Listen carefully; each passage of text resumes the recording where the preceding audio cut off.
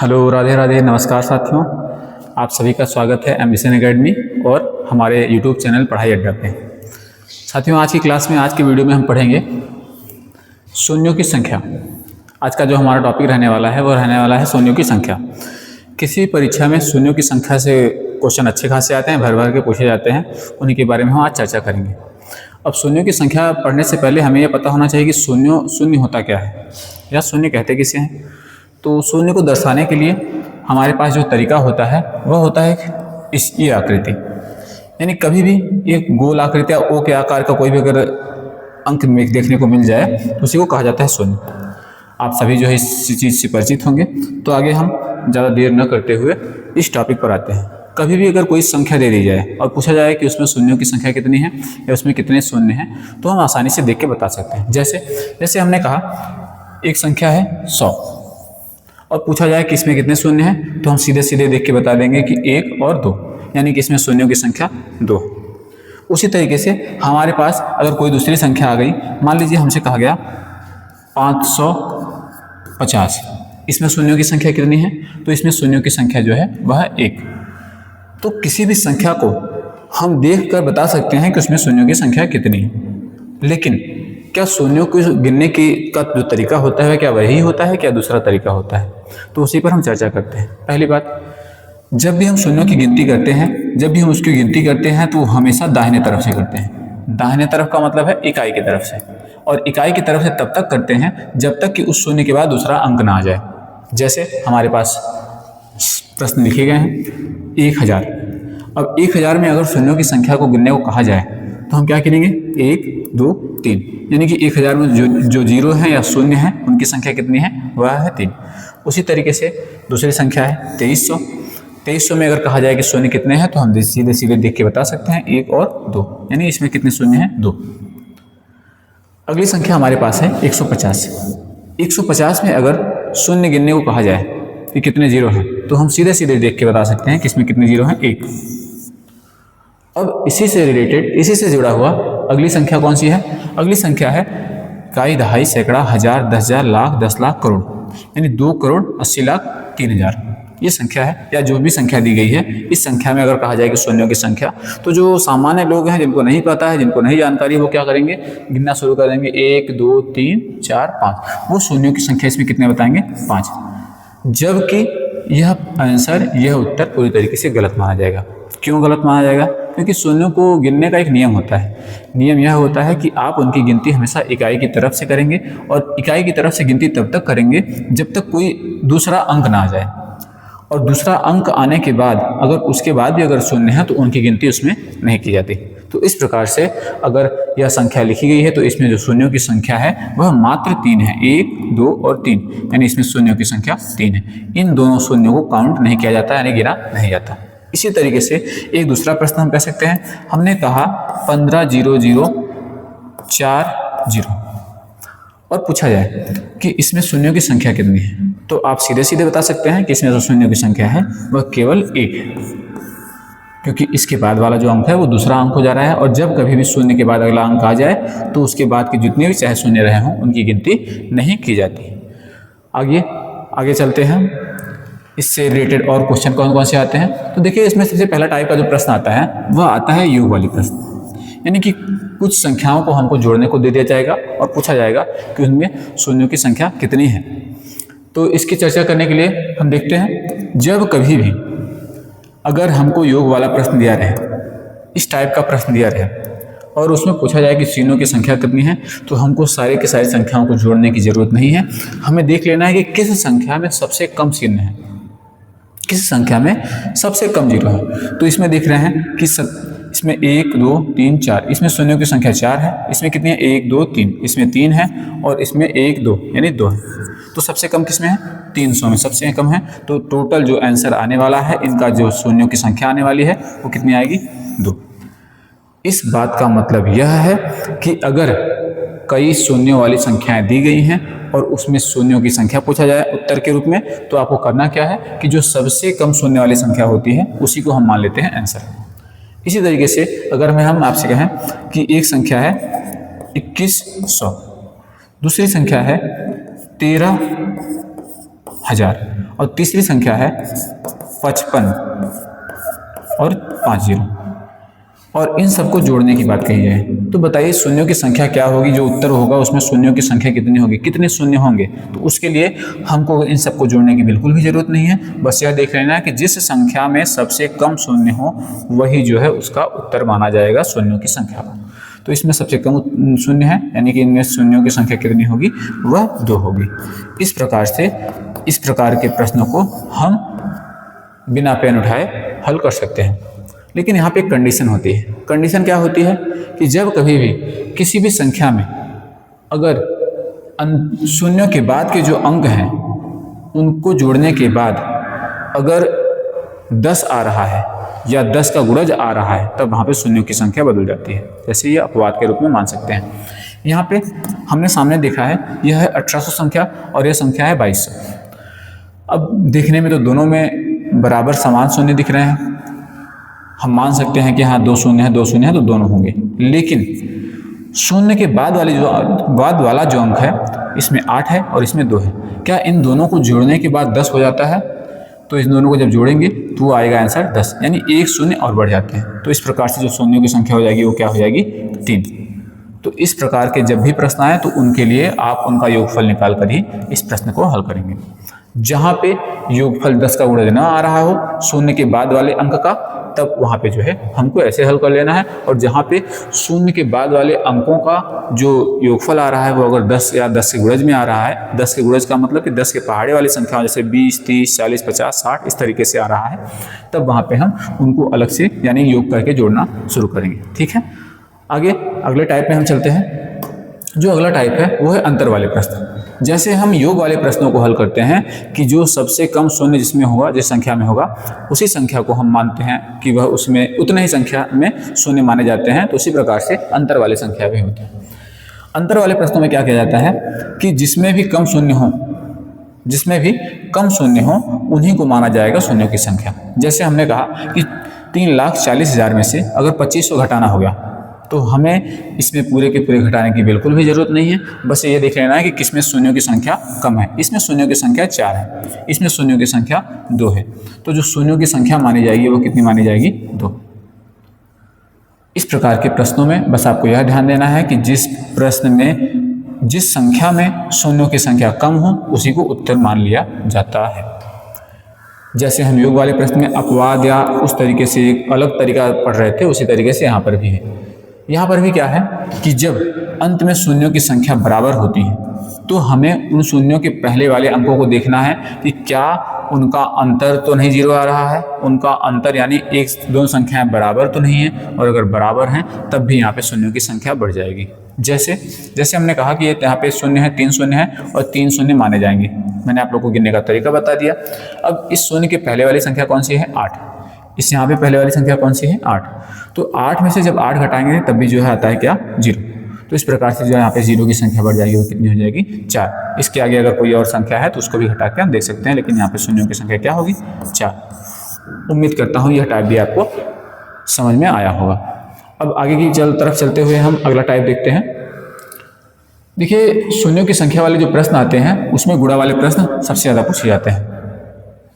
आपको कई संख्याएं गुणे के रूप में दे दी जाएंगी और पूछा जाएगा कि इन संख्याओं में शून्यों की संख्या क्या होगी, या इन संख्याओं में।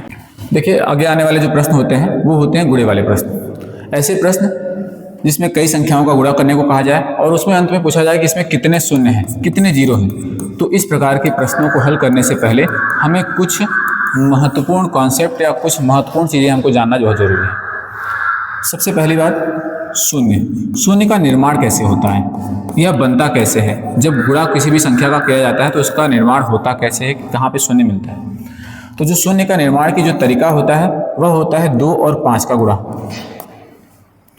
जब भी शून्य बनेगा तो वो हमेशा किस में बनेगा, 2 और 5 के रूप में बनेगा। जब इन संख्याओं का गुणा किया जाता है तभी बनता है कैसे, 5 और 2 10।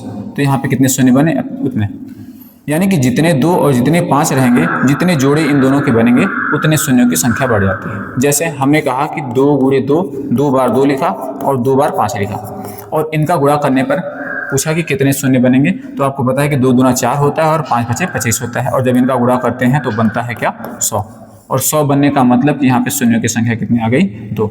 इसका मतलब यह कि जब भी संख्याओं का गुणा किया जाए तो उनमें हमें केवल 2 संख्याओं को देखना है, 2 और 5 को। 2 और 5 को जब हम देखेंगे तो इन्हीं का हमको जोड़ा बनाना है कि कितने जोड़े बनते हैं, और जितने जोड़े बनते हैं उन्हीं का गुणा या उन्हीं का जोड़ा ही उतना शून्य माना जाता है। जितने जोड़ों की संख्या रहेगी उतने जो है शून्य माने जाते हैं। ठीक है, जैसे इसमें हम प्रश्नों की संख्या देखते हैं, या इस टाइप के प्रश्न कैसे आते हैं उसको हम देखते हैं एग्जाम्पल के तौर पर। प्रकाश आवाज में तो कैच करेगा ना। यहाँ पे हम देखते हैं कि इस प्रकार के प्रश्न आते कैसे हैं। जैसे हमारे पास कहा गया 15 और 15 गुणे कहा गया 4। तो अगर छोटी संख्याएं हैं तो हम उनका सीधे सीधे गुणा करके देख सकते हैं कि 15 चौका 60, यानी इसमें 0 की संख्या कितनी है, 0, 1 है। लेकिन अगर हमारे पास बड़ी संख्या आ गई, जैसे इस प्रकार की कई संख्याओं का गुणा करने को आ गया, तो क्या हम सबका गुणा करते चलेंगे? बिल्कुल भी नहीं। हमें करना क्या है, हमें दूसरा तरीका अपनाना है। दूसरा तरीका क्या होता है कि संख्याओं का अभाज्य गुणनखंड कर लेते हैं। अभाज्य गुणनखंड कर लेते हैं। अभाज्य गुणनखंड आपको पिछले वीडियो में बताया गया था कि किस प्रकार से किसी भी संख्या का निकाला जा सकता है, तो उसको हम देखते हैं। जैसे यहीं पे बात आ गई 15 और 4 की, तो सबसे पहले इन संख्याओं का अभाज्य गुणनखंड करेंगे। 15 का जब अभाज्य गुणनखंड हम करते हैं तो इसको हम क्या लिख सकते हैं, 5 गुणे 3। और वहीं पे हम 4 का अभाज्य गुणनखंड करते हैं तो क्या लिख सकते हैं, 2 गुणे 2। अब यहाँ पे हमें जो मतलब है वह सिर्फ मतलब है 5 और 2 से। बाकी दुनिया में कोई भी संख्या है उनसे कोई मतलब नहीं है कि क्या शून्य के है क्या नहीं। यहाँ पे हम देख रहे हैं कि 5 कितनी बार आया है, 1 बार। 2 कितनी बार आया है, 2 बार।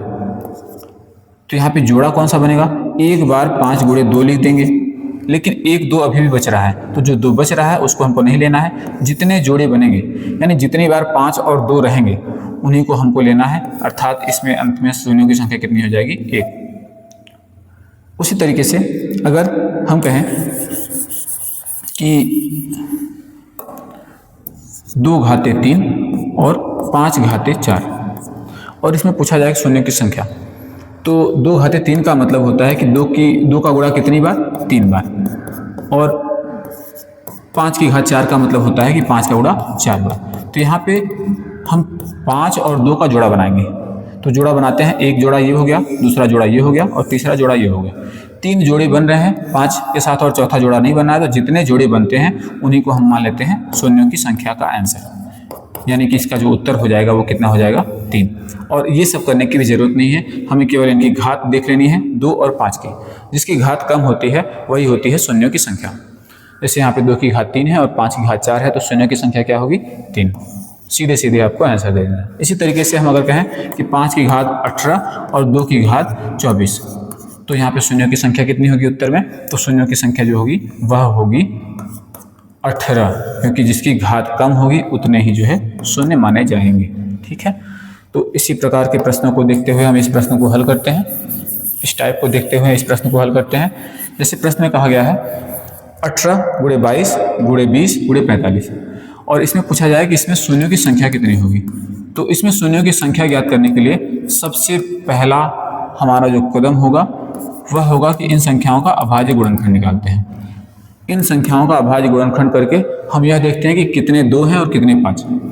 18 को जब हम तोड़ेंगे तो इसको हम लिख सकते हैं 3 गुणे 2 गुणे 3, 3 दूना 6, दूनी त्रिक 18। 22 को हम लिख सकते हैं 11 गुणे 2, 20 को हम लिख सकते हैं 5 गुणे 2 गुणे 2, और 45 को लिख सकते हैं 3 गुणे 3 गुणे 5, 3 त्रिक 9, 5 45। अब यहाँ पे हमें केवल 2 अंकों से मतलब है, एक 2 और दूसरा 5। 2 की संख्या देख लेते हैं, 1 2 3 4, 4 बार 2 आया है तो 2 की घात 4, जितनी बार आता है उतनी बार घात लगा देते हैं। गुणे 5 कितना है, 5 कितनी बार है, 1 2, 5 की घात 2, बाकी और किसी से मतलब नहीं है हमें। तो इनमें से जिसकी घात कम होती है उतने ही शून्य मान लिए जाते हैं। इसमें 5 की घात कम है तो यही शून्यों की संख्या होगी, अर्थात इस प्रश्न में शून्यों की संख्या कितनी हो जाएगी, 2। ठीक, आगे बढ़ते हुए हम अगला टाइप जो है देखते हैं, क्रमिक गुणा वाले प्रश्न। जब कभी भी क्रम से यानी संख्याओं का जो क्रम दे दिया जाए और उनका गुणा करने के बाद पूछा जाए कि इनमें शून्यों की संख्या कितनी होगी, तो उनका निकालने का केवल एक ही तरीका होता है, कि जो सबसे बड़ी संख्या है उसी के माध्यम से हम शून्यों की संख्या निकाल सकते हैं। पहला तरीका तो हमारे पास यह है कि हम सबका गुणा करते चले, 1 गुणे 2 गुणे 3 गुणे 4, और वो करते करते हमारा काफ़ी लंबा समय चला जाएगा। दूसरा तरीका होता है शॉर्टकट तरीका। उसमें हम करते क्या है कि इन सब के गुणज में 2 और 5 की संख्या ज्ञात कर लेते हैं, और जिसकी संख्या कम होती है उसी को हम मान लेते हैं शून्यों की संख्या। जैसे यहाँ पे 1 से लेकर के 10 तक की संख्याओं को क्रम से लिखा गया है और पूछा जा रहा है कि इनके अंत में कितने शून्य आएंगे। तो उसके लिए हम करते क्या है, सबसे पहले इसमें ज्ञात कर लेते हैं कि इसमें 10 कितने हैं। तो जब भी कभी भी क्रम से अगर संख्याएं दी गई हों और उसमें पूछा जाए कि इसमें 5 कितने हैं और 2 कितने हैं, तो उनका निकालने का एक तरीका होता है कि जो सबसे बड़ी संख्या होती है उसमें भाग देना शुरू करते हैं 5 और 2 का। 10 में हमने 5 का भाग दिया, कितनी बार गया, 2 बार। जितनी बार जाए और इसके बाद अगर भाग नहीं जा रहा है तो वही हो गए 5, यानी 5 कितने हैं, 2। उसी प्रकार से हमने इसमें अगर देखना चाहा कि 2 की संख्या कितनी है, तो 2 का भाग देंगे, 2 पचे 10, फिर से भाग देंगे, कितनी बार जाएगा, 2 दूना 4, बस भाग देना है, शेष को नहीं लिखना है। फिर कितनी बार जाएगा, 2 एकम 2, तब तक भाग देना है जब तक कि जो है शेष यहाँ पे 1 न प्राप्त हो जाए या उस संख्या से कम न प्राप्त हो जाए। अब इन्हीं को जोड़ लेते हैं, 5 2 7, 7 और 1 8। इस प्रकार से जो इनके गुणनफल में 2 की संख्या है वह है 8, 2 कितनी बार आया है, 8 बार आया है, और 5 कितनी बार आया है, 2 बार आया है। तो हम मान के ही चलते हैं कि इसके अंत में शून्यों की जो संख्या होगी वह होगी 2, शून्यों की संख्या 2 होगी। तो इस तरीके के प्रश्नों को एक तरीके से और लगा सकते हैं कि हमें यहाँ पे 2 का मान निकालने की जरूरत नहीं है। क्यों नहीं जरूरत है, क्योंकि यहाँ पे हमें पता है कि जो 2 आता है वह हर दूसरी संख्या मानी जाती है। कैसे हर दूसरी संख्या में इसमें भी 2 है, इसके बाद 4 में भी 2 गुणे 2 होता है, उसके बाद 6 में भी 2 गुणे 3 होता है, 8 में भी 2 गुणे 4 होता है, और 10 में भी 2 गुणे 5 होता है। हर दूसरी संख्या में हमें 2 देखने को मिल रहा है, लेकिन 5 कहाँ पे मिलेगा, वह हर 5वीं संख्या में देखने को मिलेगा। यानी यहाँ पे 5 आया है, उसके बाद 5 दूना 10, 10 में आएगा, उसके बाद 15 में आएगा। तो इसका मतलब सीधी सी बात है कि 5 की संख्या हमेशा यहाँ पे 2 से कम देखने को मिलेगी, और जब कभी भी जो संख्या 5 और 2 में से कम देखने को मिले वही होती है शून्यों की संख्या। तो यहाँ पे जो 5 की संख्या 2 बार आई है तो यहाँ पे शून्यों की संख्या 2 मानी जाएगी। या कभी भी हमें कोई क्रम से गुणे में संख्या दे दी गई, इस तरीके से चाहे जितनी संख्या दे दी गई, मान लीजिए 20 तक है गुणा, और पूछा जाए किसी भी संख्या के बारे में पूछा जाए कि इसमें शून्यों 3 की संख्या कितनी है, 4 की संख्या कितनी है, 5 की संख्या कितनी है, तो उसका निकालने का तरीका होता है कि जिस संख्या को पूछा जा रहा है बड़ी वाली संख्या में उसी संख्या से भाग देते जाइए, और तब तक भाग दीजिए जब तक कि जिस संख्या से आप भाग दे रहे हैं उससे कम ना आ जाए। जैसे अगर पूछा जाए कि 1 से लेकर के 20 तक के गुणनफल में, 1 2 3 4 5 के गुणनफल में कहाँ तक, 20 तक में बताइए 3 कितनी बार आया है। तो 3 कितनी बार आने के लिए हमें करना क्या है, 20 में जो है 3 का भाग दे देना है, कितनी बार जाएगा, 3 6 18। अभी 6 जो है 3 से कटेगा तो 3 से फिर से भाग दे दीजिए, कितनी बार जाएगा, 2 बार। अब 2 जो है 3 से छोटी हो गया तो इसके बाद आगे भाग नहीं जाएगा, तो इन्हीं दोनों को हम जोड़ लेते हैं, 6 2 8, यानी कि 20 तक के गुणनफल में 1 से लेकर के उसमें जो 3 की संख्या है वो कितनी है, 8। अब क्रमिक गुणनफल के अलावा अगला जो टाइप हमारा आता है वह आता है फैक्टोरियल वाले प्रश्नों का। फैक्टोरियल वाले प्रश्नों का मतलब क्या है या फैक्टोरियल का मतलब क्या होता है, तो सबसे पहले इसका अर्थ जान लेते हैं। फैक्टोरियल का मतलब होता है क्रमिक गुणनफल, क्रमिक गुणन, जो अभी हमने पिछले टाइप में पढ़ा क्रमिक गुणा वाले प्रश्न, उसी तरीके से उसी को हम शॉर्ट रूप में या शॉर्ट तरीके में लिखते हैं, क्या, फैक्टोरियल के रूप में। फैक्टोरियल को दर्शाने के 2 तरीके होते हैं, या तो हम किसी संख्या को लिखकर उसके आगे उल्टी आई लगा देते हैं, या हम उसी संख्या को ऐसे लिख देते हैं बॉक्स में। तो ये दोनों तरीके होते हैं फैक्टोरियल को दर्शाने के। अब फैक्टोरियल वाले प्रश्नों में हम शून्यों की संख्या कैसे ज्ञात करते हैं, या जब कभी भी कोई फैक्टोरियल में कोई संख्या दे दी गई और पूछा जाए कि उसमें शून्यों की संख्या कितनी होगी, तो उसके लिए हम करते क्या है, सबसे पहले एक उदाहरण से समझ लीजिए। कहा जाए फैक्टोरियल 10, फैक्टोरियल 10, और पूछा जाए कि इसमें शून्यों की संख्या बताइए, तो शून्यों की संख्या निकालने के लिए हमें केवल 5 से मतलब होता है, और उसी 10 में जो भी संख्या फैक्टोरियल में दी गई है उसी में हम 5 का भाग देते चलते हैं। तो यहाँ पे 2 बार जाएगा और 2 जो है 5 से छोटा हो जा रहा है, अब भाग नहीं जाएगा, तो शून्यों की संख्या कितनी हो गई, 2। अगर यहाँ पे फैक्टोरियल में दे दिया जाए फैक्टोरियल 60, फैक्टोरियल 60 में शून्यों की संख्या बताइए, शून्यों की संख्या।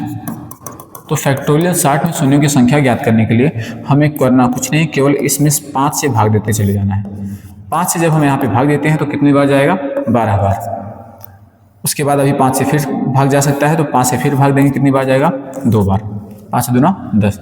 शेष बट मिले या ना मिले उससे हमें कोई मतलब नहीं है। यहाँ पे अब इसके बाद भाग नहीं जाने वाला, तो जो भी संख्याएं आई हैं इन्हीं का योग होता है शून्यों की संख्या, 12 और 2, यानी कितने हो गए, शून्यों की संख्या 14। इसी प्रकार से प्रश्न एक हमने लिया है फैक्टोरियल 45।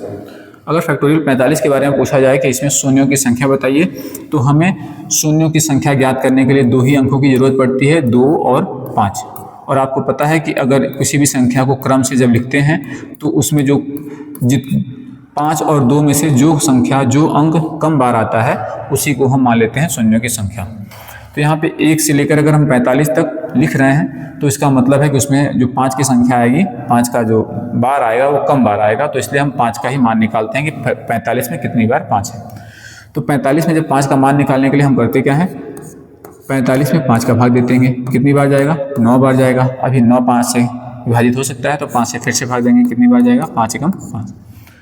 इस प्रकार से जो शून्यों की संख्या आएगी 9 और 1 10। फैक्टोरियल 45 में जो शून्यों की संख्या आएगी वो कितनी आएगी, 10। इसके साथ यहाँ पे एक डाउट आता है कि फैक्टोरियल का मतलब क्या होता है। जैसे फैक्टोरियल 10 दिया गया है तो इसका मतलब यह होता है कि 1 से लेकर के 10 तक के जितने भी अंक हैं उन सब का लगातार गुणा, इसी को हम फैक्टोरियल में दर्शाते हैं। छोटे से छोटा रूप दर्शाने के लिए हम फैक्टोरियल का चिन्ह लगाते हैं। जैसे हमने कहा कि 1 × 2 × 3 × 4 × 5, इसे हम दूसरे तरीके से कैसे दर्शाएंगे, तो इसे हम दर्शा सकते हैं जो सबसे बड़ी संख्या होती है उसी को लिखेंगे और उसको आगे फैक्टोरियल का चिन्ह लगा देंगे, फैक्टोरियल 5। उसी तरीके से अगर कहा जाए कि 1 × 2 × 3 × 4, इस तरीके से डॉट डॉट डॉट × 200, तो इसका मतलब क्या है कि इसमें 200 फैक्टोरियल की बात कही जा रही है। जितना क्रम में गुणा रहेगा उतने फैक्टोरियल रहेंगे। इसके साथ ही हमारे सारे टाइप्स यहाँ पे समाप्त होते हैं।